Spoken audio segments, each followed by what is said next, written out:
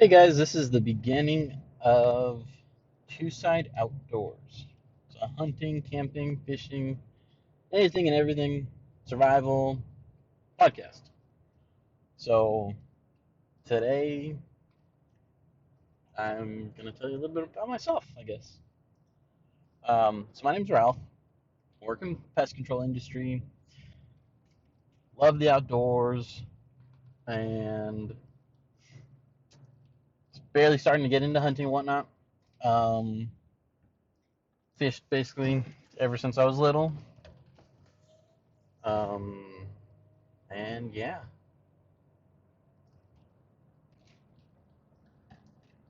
So,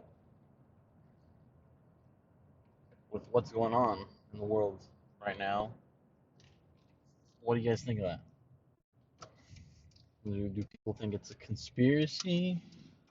The government's trying to do something like population control? Or is it actually a true illness that people are getting because of supposedly it's from bats? So, there's been talk about it, as in the COVID-19, that people may have been experiencing like the same flu-like symptoms and whatnot back in November, December, but then nothing wasn't done until the end of January, basically. That like travel to China or even other countries like that was stopped. So it's like, were a lot of people already exposed to it and are have recovered and may already have an immunity to it, or can you catch it twice?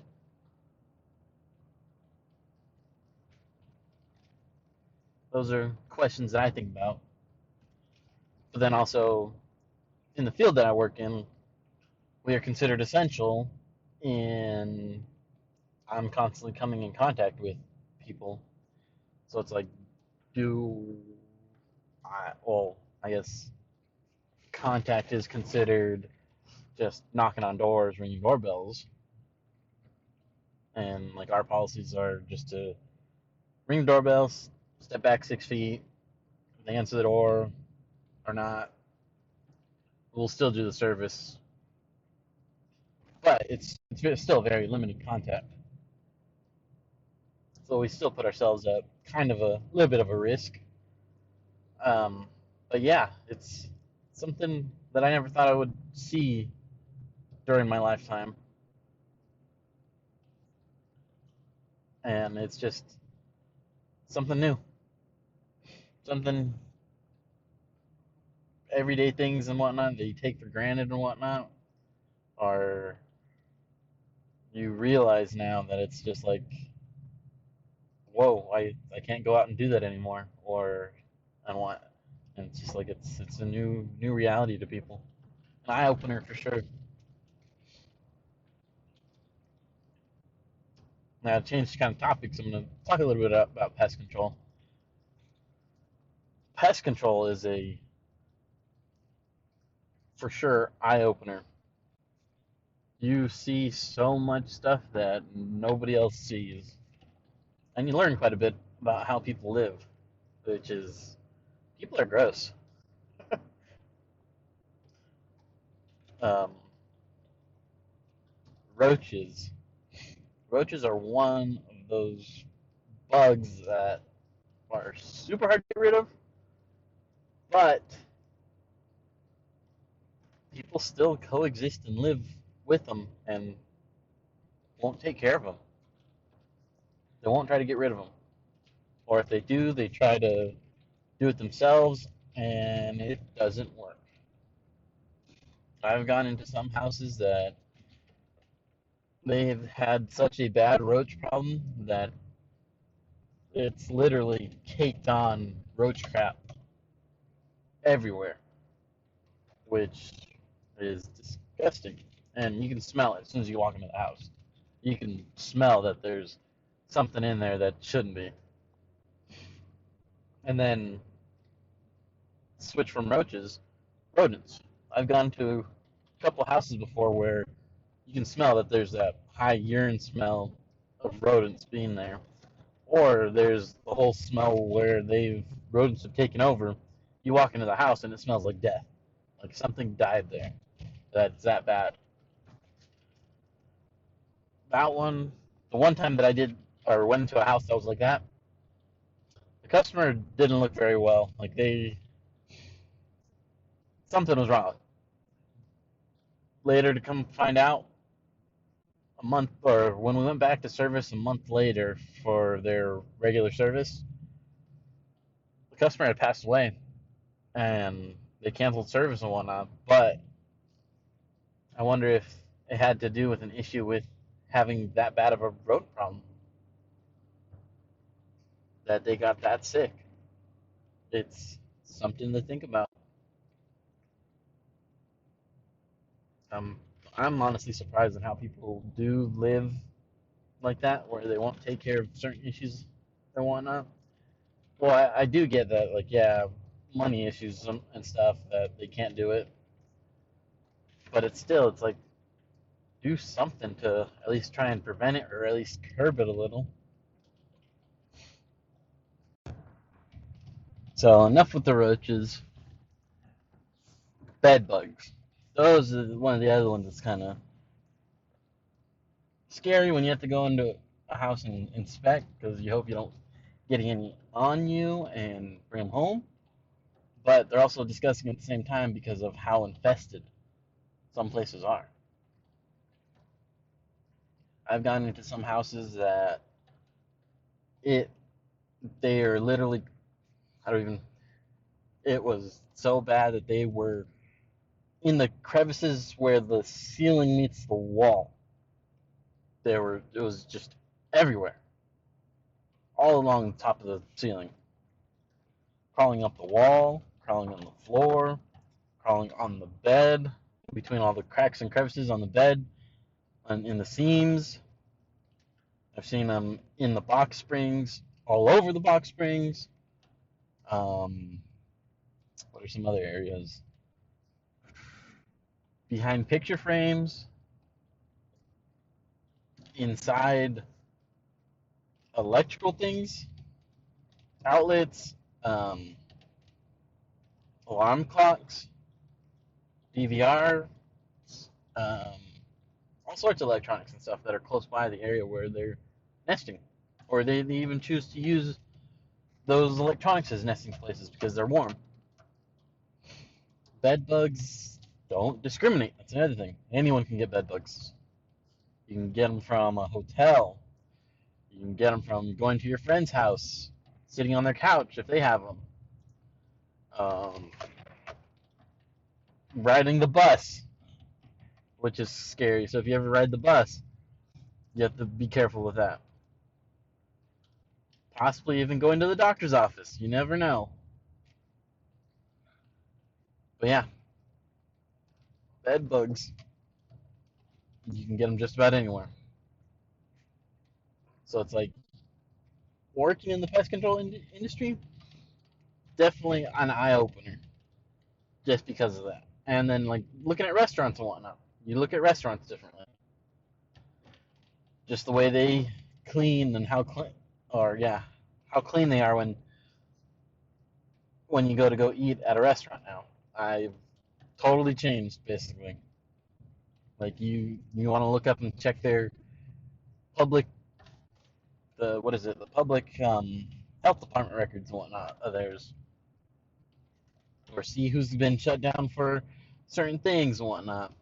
Yeah, you tend to look at stuff like that now because of working in the pest industry. It is definitely something to look at or even learn about just in general, just to keep your mind open about stuff.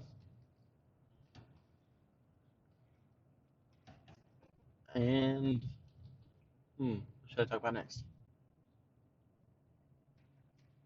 And most of these, you're going to hear stuff in the background because I'm probably going to be doing most of these podcasts while I am driving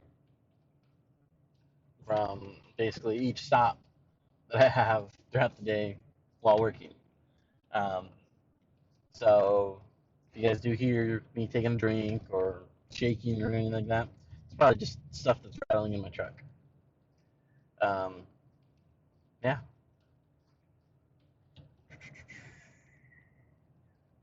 So enough with the pest industry and stuff like that. And I guess back onto current events and whatnot. With this coronavirus crap and stuff, and all everyone doing all their panic buying and stuff like that. Why? There's no need for it right now to panic buy and scare the crap out of everyone else, or even not let people who actually need stuff not have a chance to even get it. It's like you lose all faith in humanity because people randomly panic buy stuff and hoard it. Well, it's like, well, sucks for you guys. If you try to return it, no refunds. You guys are stuck with it. Or even like those guys that try to buy hand sanitizer and try to resell it and price gouge people. Sucks for him. But yeah, there's lots of things like that right now that it's just why people. And now it's like everyone you see, people will even avoid you when walking. If you go grocery shopping like that, they see that you're in an aisle, they'll see you, turn right around, and go completely all the way around, go around to the other side of the aisle to get what they want. It's kind of crazy. It's like I'm guessing, is this the new norm for right now? Until this stuff clears up, it might be.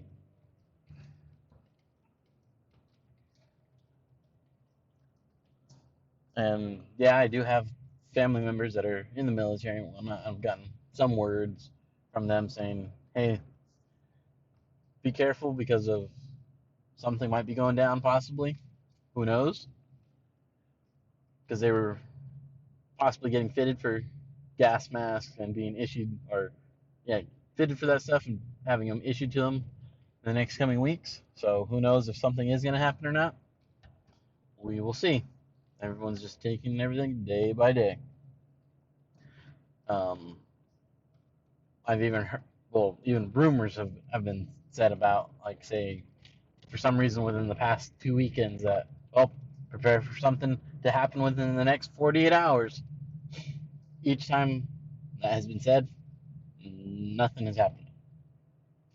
So, people just spreading rumors, or is it just that, oh, it's just another stay at home quarantine? But I wonder if they're going to start enforcing maybe more of a stay at home quarantine. Like, say, if you do go out past, like, say, set a curfew, you're out past a certain time, hey, you're going to get a fine or something like that. Who knows? It's possible. And then what about all these non essential businesses that are still open and running like everything's perfectly fine? It's like, dude, if you don't need to be open, don't be open. And I heard, I guess, in LA that they're going to start shutting off the power and water to those guys that are still open. It's like, well, you shouldn't be open then.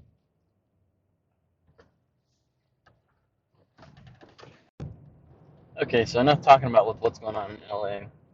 So I have an Instagram for this podcast. So it's same name basically, Two Side Outdoors. If you want, go ahead and give me a follow on there. On there, you'll see a lot of the stuff that if I do talk about it in the podcast, and you guys want to see like what I was talking about, most likely I will post a photo description of what I was talking about and stuff like that on there, and let you guys know that, oh, hey, yeah, there's a new podcast up and whatnot. So I get those in on there, and yeah, that's about it. First one down.